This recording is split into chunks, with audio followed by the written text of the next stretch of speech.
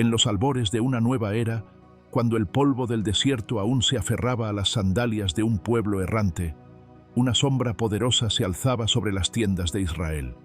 Moisés, el líder inquebrantable, el rostro que había hablado con el fuego y la zarza, se preparaba para el último tramo de su travesía, pero no entraría a la tierra prometida. Sus ojos la verían desde lejos, como un centinela que divisa el amanecer sin llegar a tocar el sol. El pueblo necesitaba un nuevo guía, un heredero no de sangre, sino de espíritu. Ese heredero era Josué, hijo de Nun, guerrero de corazón de león y siervo fiel de Moisés desde su juventud. No era un caudillo altivo ni un profeta de voz atronadora, pero su alma estaba marcada por la obediencia y el coraje. Cuando otros espías temieron los muros de Jericó, Josué creyó en la promesa. Donde otros vieron gigantes, él vio una tierra entregada por Dios. El Eterno mismo lo llamó. A solas con Josué, bajo el cielo abierto del desierto, le habló con palabras que estremecen el tiempo. Mi siervo Moisés ha muerto. Levántate, cruza el Jordán. Como estuve con Moisés, estaré contigo. No temas, ni desmayes. Sé fuerte y valiente. Y así comenzó una conquista no solo de tierra, sino de fe. Josué, armado más con obediencia que con espadas, tomó el mando de una nación aún marcada por el polvo de la esclavitud. El cruce del Jordán no sería solo una marcha geográfica, sino un salto generacional, del lamento al propósito, del desierto a la herencia. Antes de moverse, Josué envió 2 espías a Jericó. Ellos llegaron a la casa de una mujer llamada Rahab, una prostituta con más discernimiento que muchos príncipes. Ella los escondió, los protegió y declaró: sé que el Señor les ha dado esta tierra. Todos aquí tiemblan ante ustedes. Por su fe, Rahab sería no solo salvada, sino injertada en la historia de redención del pueblo de Dios. Al regresar, los espías confirmaron lo que Josué ya sabía en su espíritu. El tiempo había llegado. Entonces se alzó el día del cruce. El Jordán se interponía como una muralla de agua, hinchado por la temporada de lluvias. Pero Josué no titubeó. Mandó al pueblo a purificarse, porque el día siguiente verían maravillas. Cuando los sacerdotes pusieron pie en el río, las aguas se detuvieron. Como siglos atrás en el Mar Rojo, Dios volvió a abrir un camino en medio del caos. Israel cruzó sobre tierra seca, y en medio del lecho del río, 12 piedras fueron levantadas como memorial, una por cada tribu, como testigos eternos de la fidelidad divina. La tierra prometida estaba ahora bajo sus pies, y sin embargo, el verdadero combate apenas comenzaba. La tierra que fluía leche y miel no era un regalo sin resistencia. Estaba poblada por reinos endurecidos, ciudades amuralladas y guerreros que no temían la guerra. Pero lo que Israel llevaba no era una estrategia humana, sino un pacto eterno. Y al frente, Josué, con la mirada firme y el oído atento a la voz del Altísimo. Jericó, la ciudad fortificada, la joya defensiva de Canaán, se alzaba como el primer obstáculo. Sus muros eran dobles, gruesos, imposibles de escalar por medios ordinarios. Pero el Dios que había detenido el Jordán tenía otro plan. Una noche, mientras Josué caminaba solo, tal vez buscando dirección, un hombre con espada desenvainada se apareció ante él. Josué, guerrero al fin, preguntó sin miedo: ¿eres de los nuestros o de nuestros enemigos? La respuesta quemó el aire: no, como príncipe del ejército del Señor he venido ahora. Entonces Josué cayó sobre su rostro. No era una batalla natural, era guerra santa, y el campo ya pertenecía a Dios. Las instrucciones fueron inusuales, hasta ridículas para los ojos de un militar. Rodear la ciudad una vez al día durante 6 días, en silencio, con el arca del pacto al frente, y al 7º día, dar 7 vueltas y luego gritar. Así lo hicieron. Día tras día, los habitantes de Jericó veían a Israel caminar, sin lanzar flechas, sin levantar espadas, sin pronunciar palabra. Solo pasos, cuernos de carnero y una caja dorada llevada por sacerdotes. Y llegó el 7º día. A la 7ª vuelta, el sonido del shofar rasgó el cielo. El pueblo gritó con fuerza sobrenatural, y los muros de Jericó se desplomaron como si el mismo cielo hubiera empujado sus piedras. Sin levantar una piedra, la ciudad cayó. Jericó fue consagrada a Dios. Solo Rahab y su familia fueron salvos, tal como se prometió. Con esa victoria, el corazón de Canaán se estremeció. Pero también surgió el peligro más sutil, la desobediencia interna. En la conquista de Jericó, se les había ordenado no tomar nada para sí. Pero un hombre, Acán, codició y escondió plata, oro y un manto babilónico. La siguiente ciudad, Jai, parecía pequeña y fácil. Josué envió solo a unos pocos hombres, confiado. Pero Israel fue derrotado, y el pueblo quedó confundido y humillado. Josué rasgó sus ropas y clamó al Señor. La respuesta fue firme. Hay pecado en el campamento. Uno a uno, Dios expuso el error. Acán confesó, fue juzgado, y con él, su pecado fue arrancado de la tierra como raíz podrida. Entonces, con santidad restaurada, Israel volvió a Jai, esta vez con estrategia y dirección divina. Pusieron una emboscada, fingieron huir, y cuando los hombres de Jai salieron, el ejército escondido tomó la ciudad y encendió fuego. Esta vez fue victoria. Una tras otra, las ciudades comenzaron a caer. Betel, Maqueda, Libna, Lachis, Eglón, Hebrón, Debir. En el sur y en el norte, los reyes se unieron contra Josué, formando alianzas masivas. Pero el cielo luchaba por Israel. En una de esas batallas, cuando el sol comenzaba a caer y el enemigo huía, Josué alzó su voz y clamó: Sol, detente en Gabaón, y tú, luna, en el valle de Ajalón. Y el sol se detuvo. El día se alargó hasta que la victoria fue total. Nunca antes ni después hubo un día como aquel, cuando Dios obedeció la voz de un hombre. Israel no solo tomaba ciudades, estaba estableciendo el reino de la promesa. Tierra por tierra, región por región, Josué lideraba con espada, sí, pero sobre todo con fe. No se confiaba en carros ni caballos, sino en el nombre del Señor. Las batallas no terminaron en un instante, pero la victoria ya estaba escrita. La tierra comenzaba a susurrar los pasos de un nuevo pueblo. No eran nómadas ni fugitivos ya. Israel, bajo la guía firme de Josué, estaba dejando huellas sobre Canaán, como si los mismísimos dedos de Dios estuvieran trazando líneas sobre el polvo ancestral.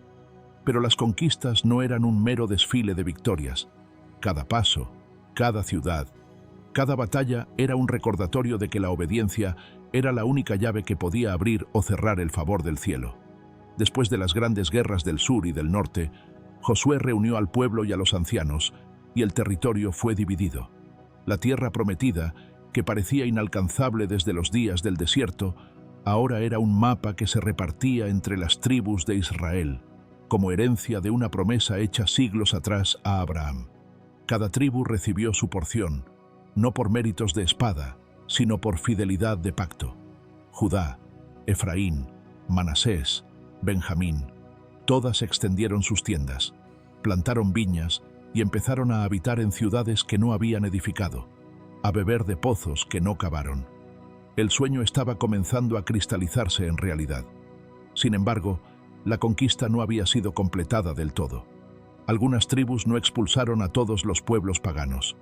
Josué, ya anciano, los reunió y les recordó con voz grave y corazón encendido: Sois fuertes, sí, pero no os conforméis. Aún quedan tierras por poseer. Sed valientes y acabad la obra que Dios os ha encomendado. No os mezcléis con las naciones que quedan. No invoquéis sus dioses. No hagáis pactos con ellos. Fue una advertencia profética, lanzada como una antorcha hacia el futuro. Josué sabía lo que estaba en juego. No era solo territorio, era la identidad del pueblo de Dios, era la pureza de su fe, era la continuidad del legado. A pesar de los años, Josué no perdió el ardor. Él mismo pidió una parte en la tierra conquistada. Recibió Timnat Será, en el monte de Efraín. Allí construyó su casa, no como un rey, sino como un siervo que ha terminado su jornada. No buscó trono ni título, solo obedecer hasta el último aliento. Y antes de retirarse, antes de cerrar los ojos y descansar junto a los patriarcas, Josué convocó a todo Israel en Siquem. No fue una despedida cualquiera, fue un acto solemne, un llamamiento final, una elección ineludible. Ante todo el pueblo, Josué levantó la voz y les narró la fidelidad de Dios desde Abraham hasta ese día. Recordó el Éxodo, el paso del Jordán, las ciudades tomadas, las guerras ganadas, y luego les lanzó una decisión que retumba hasta hoy. Escoged hoy a quién serviréis, a los dioses de vuestros padres o al Señor, pero yo y mi casa serviremos al Señor. El pueblo respondió con una voz unánime, pero Josué los desafió aún más. No podréis servir al Señor si vuestros corazones no son sinceros. Él es un Dios celoso. Entonces ellos afirmaron, serviremos al Señor. Josué tomó una gran piedra y la puso bajo una encina, como testigo de ese pacto, porque sabía que no hay palabra dicha ante Dios que pueda ser tomada a la ligera. Poco después, Josué, el siervo fiel, el conquistador de promesas, descansó a la edad de 110 años. Fue sepultado en su heredad, y su nombre quedó grabado no solo en piedra, sino en la historia eterna del pueblo de Dios. Josué no fue un Moisés, no abrió mares, no escribió la ley, pero fue un ejecutor del pacto, un líder sin fisuras, un hombre que llevó a Israel de la esperanza al cumplimiento. Su vida nos recuerda que la fe sin acción muere en el desierto, pero la obediencia firme conquista montañas. El polvo de los caminos se asentó, los cuernos de guerra dejaron de sonar, y las espadas fueron colgadas en los muros de piedra. Josué ya no caminaba entre ellos, pero su sombra seguía presente en cada rincón de Canaán. Sin embargo, la historia de Israel no se detuvo con su muerte. Como la brasa que queda encendida bajo las cenizas, el destino del pueblo seguía latiendo, y también acechando. Mientras Josué vivió, y mientras vivieron los ancianos que habían visto las maravillas del Señor, Israel se mantuvo firme. Había respeto, memoria, temor reverente. Pero cuando esas generaciones desaparecieron, comenzó una lenta, casi imperceptible inclinación del corazón. La tierra ya había sido dividida, pero no totalmente conquistada. Algunas tribus se conformaron con convivir con los cananeos, permitiendo sus altares, aceptando sus dioses, casándose con sus hijas. Lo que Josué había advertido en Siquem comenzó a cumplirse con una dolorosa exactitud. El pueblo olvidó al Señor y se contaminó con lo que debía destruir. El legado de Josué, sin embargo, no estaba vacío. Había sembrado una verdad que no podía ser arrancada fácilmente, que el Dios de Israel es fiel, pero también justo, que las promesas se alcanzan por obediencia, no por inercia, y que cada generación debe decidir a quién servirá. Los años que siguieron marcaron el comienzo del tiempo de los jueces, un ciclo trágico de caída, opresión, clamor y redención. Cada vez que el pueblo olvidaba al Señor, eran entregados en manos enemigas. Cuando clamaban, Dios levantaba a un libertador. Pero una vez más, olvidaban. El eco de Josué seguía en los profetas que vendrían siglos después. Cuando Elías desafió a los profetas de Baal en el monte Carmelo, fue la voz de Josué la que resonó espiritualmente detrás de su clamor. Si el Señor es Dios, seguidle. Cuando el pueblo volvió del exilio con Nehemías, fue la misma piedra del pacto en Siquem la que parecía hablarles desde la historia. Y aún hoy, cuando tú y yo debemos decidir entre los ídolos modernos, el ego, el placer, el poder y el Dios eterno, vuelve la voz firme de aquel general del desierto. Escoge hoy a quién servirás. Josué fue un tipo de Cristo. Como Jesús, lideró un pueblo a una tierra prometida, no con solo palabras, sino con actos. Como Jesús, venció enemigos espirituales y físicos. Como Jesús, dejó una herencia y un llamado que no pueden ignorarse sin consecuencias. Pero también fue profundamente humano. Sintió temor cuando asumió el liderazgo. Dudó, cayó de rostro buscando dirección. Luchó por mantener la unidad de un pueblo terco.